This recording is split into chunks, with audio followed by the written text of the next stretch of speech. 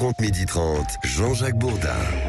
Nous avons la chance de recevoir Estelle Youssouffa, qui est députée LIOT. Vous connaissez ce groupe maintenant, LIOT, depuis la fameuse motion de censure contre la réforme des retraites, à l'occasion de la réforme des retraites.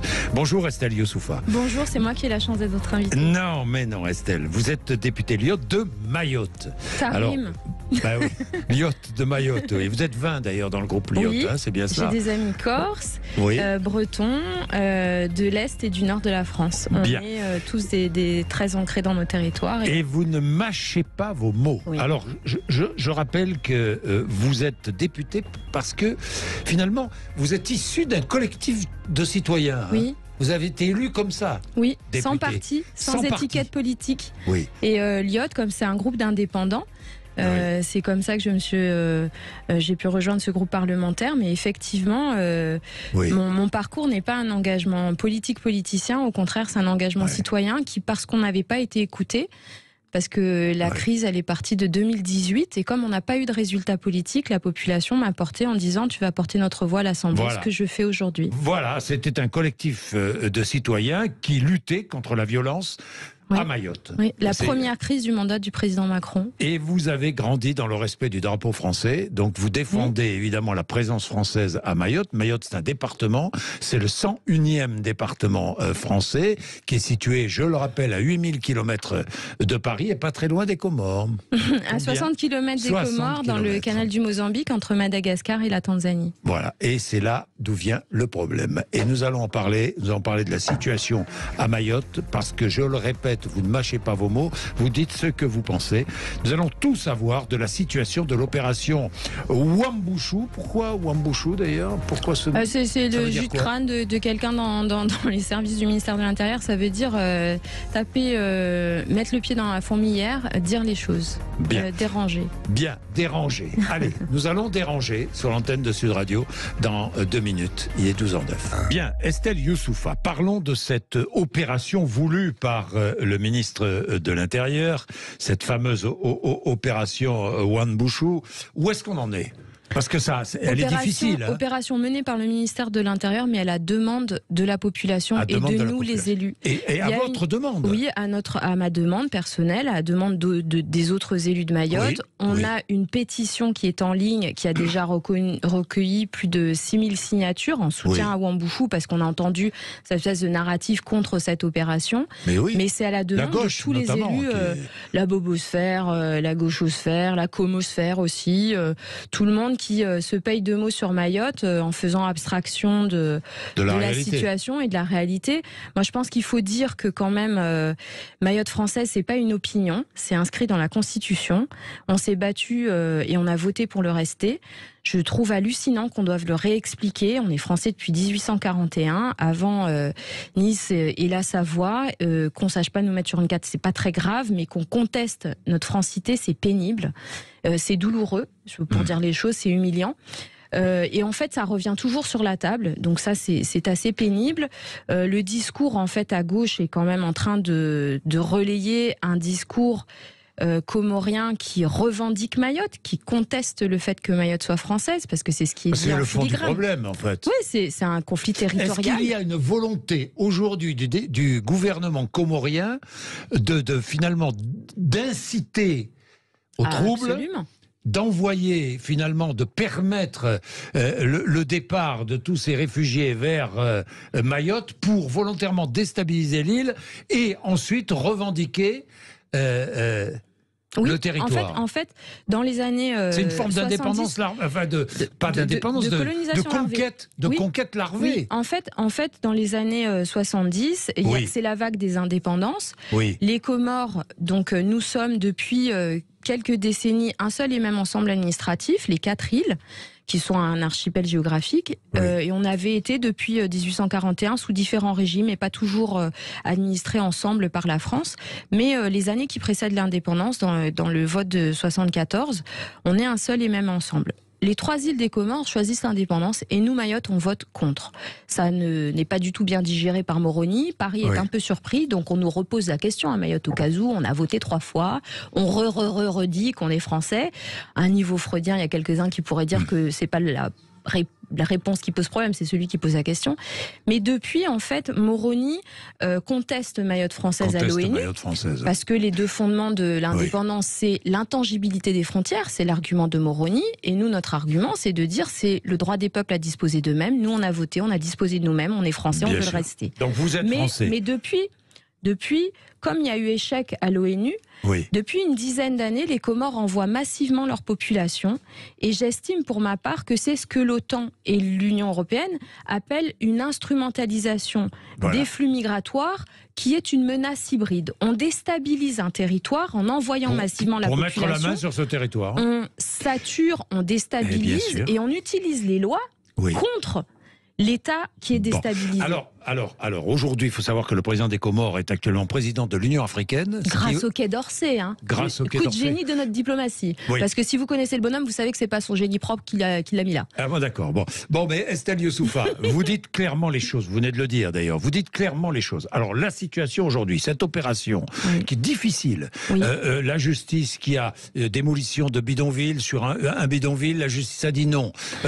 Les Comores refusent d'accueillir leurs ressortissants, évidemment. Bah oui, logique. Là, c'est bas les masques. Tout le monde voit bien la posture des Comores, qui est de dire soi-disant l'allié. Moi, je rappelle quand même que ça fait depuis l'indépendance que le Quai d'Orsay et une partie de l'establishment ici à Paris défend il faut travailler avec les Comores. C'est un allié. L'aider au développement. La France paye le développement aux Comores qui ont pris leur indépendance. Ça fait 40 ans qu'on paye, 40 ans que ce pays s'enfonce. Donc, il n'y a pas de développement. Ça fait une dizaine d'années qu'on nous dit il faut payer, aider les Comores pour lutter contre l'immigration clandestine. L'immigration clandestine augmente en provenance des Comores. Donc à un moment, il faut quand même s'interroger. Moi, je veux bien qu'on me dise... Mais alors, on fait quoi ? Quelle est la solution ? Écoutez, on a tous les leviers. Vous allez revenir sur la situation. On a tous les leviers. Oui. L'aide, c'est un moyen de pression. Le franco-comorien, il est adossé à la Banque de France. C'est un moyen de pression. Les visas, c'est un moyen de pression. Je veux dire, on ne peut pas nous dire... Plus de visa pour les Comoriens. On l'a déjà fait quand il y avait la crise en 2018, et puis d'autres pays, mais quand il y avait la crise avec les Comores en 2018, on avait suspendu la délivrance des visas. Donc pour vous demandez la suspension des visas accordés aux Comoriens. Mais bien sûr, et là c'est l'idée bien du gouvernement qui appelle à coloniser Mayotte et qui refuse que Mayotte soit française. Moi je veux dire, on va arrêter de débattre. Ça fait des décennies qu'on débat. Là on est en train d'avoir un département français qui est au bord de la guerre civile parce que on nous envoie des hordes de barbares qui menacent et menace la population de mort, menace les élus, saccage des maisons privées, brûle des bâtiments publics, essaye d'incendier les établissements scolaires. Je rappelle que c'est plusieurs annexes de mairie, plusieurs bâtiments publics pour l'intercommunalité de la Petite Terre, par exemple, qui ont été incendiés. À chaque fois qu'il y a des tentatives de destruction des bidonvilles, c'est Mayotte qui est mis à feu et à sang. La population ne peut plus vivre, elle ne supporte plus. L'insécurité est permanente.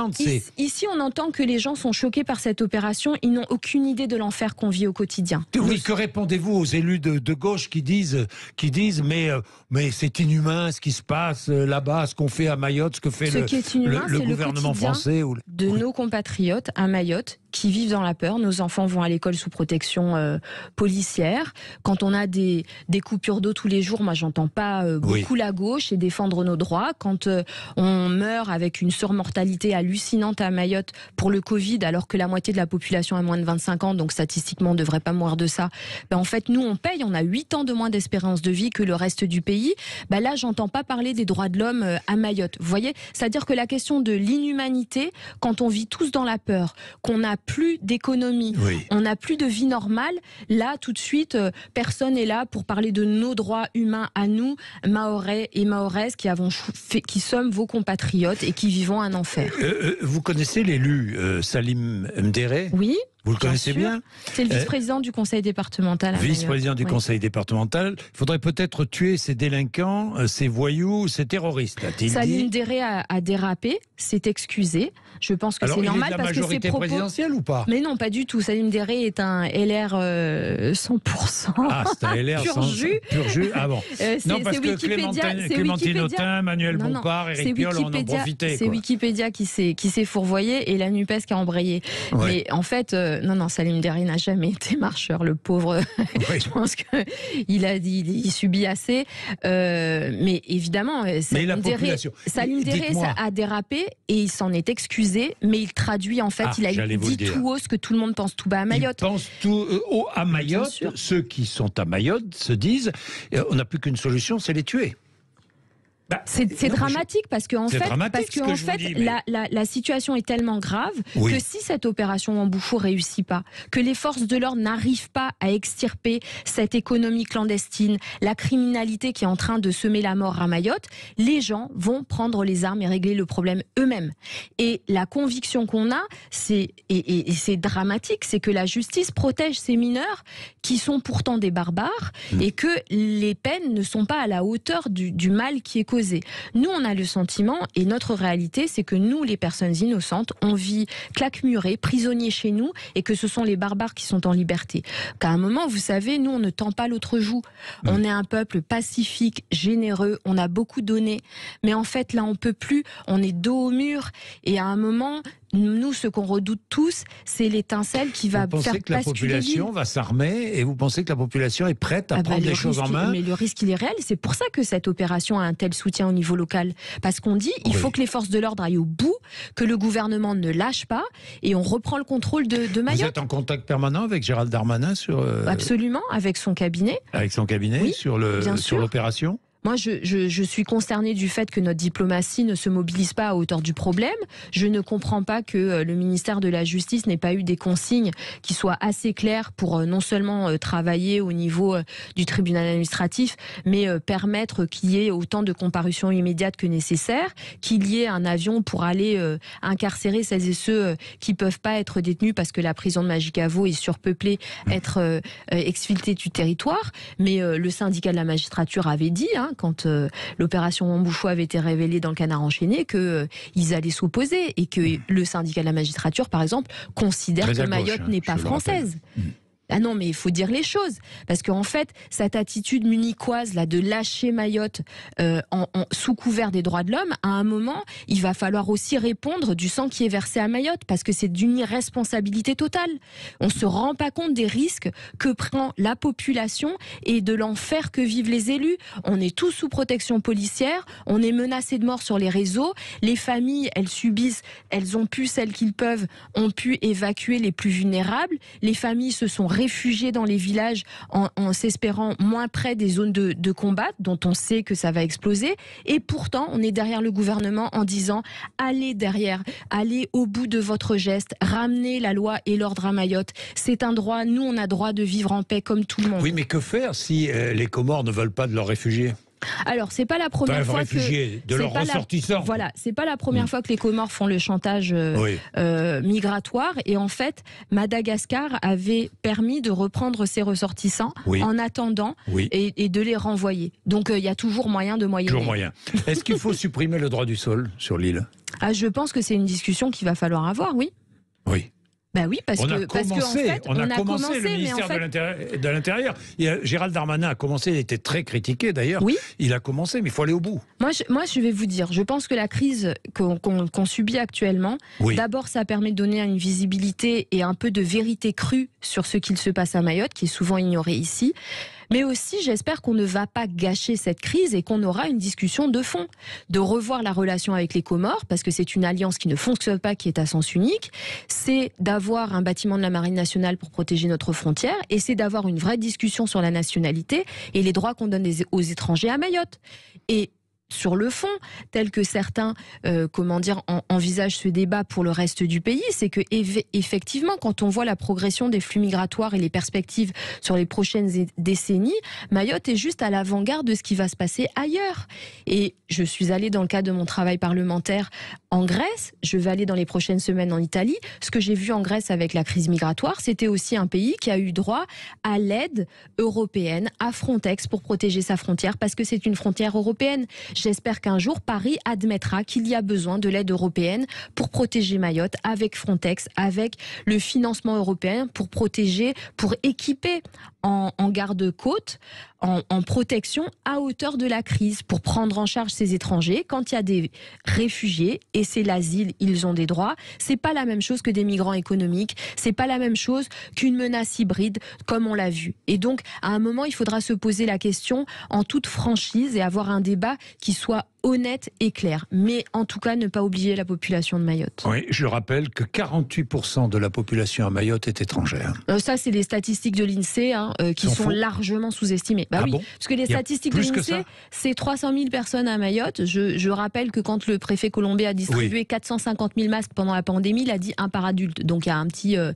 y a une petite erreur. Mais en fait, c'est assez pratique de sous-estimer la population pour l'État parce que ça évite de transférer les fonds à hauteur de la population réelle. Vous voyez, il y a des petites erreurs comme ça statistiques qui sont assez pratiques pour les uns et les autres. Merci Estelle Youssouffa. Merci à vous, Monsieur Bourdin. Nous voir. C'est absolument passionnant et nous vous retrouverons régulièrement parce que on va pas abandonner ce qui se passe à Mayotte, évidemment. Merci vraiment. Merci beaucoup. Il est 12h26, vous êtes sur Sud Radio.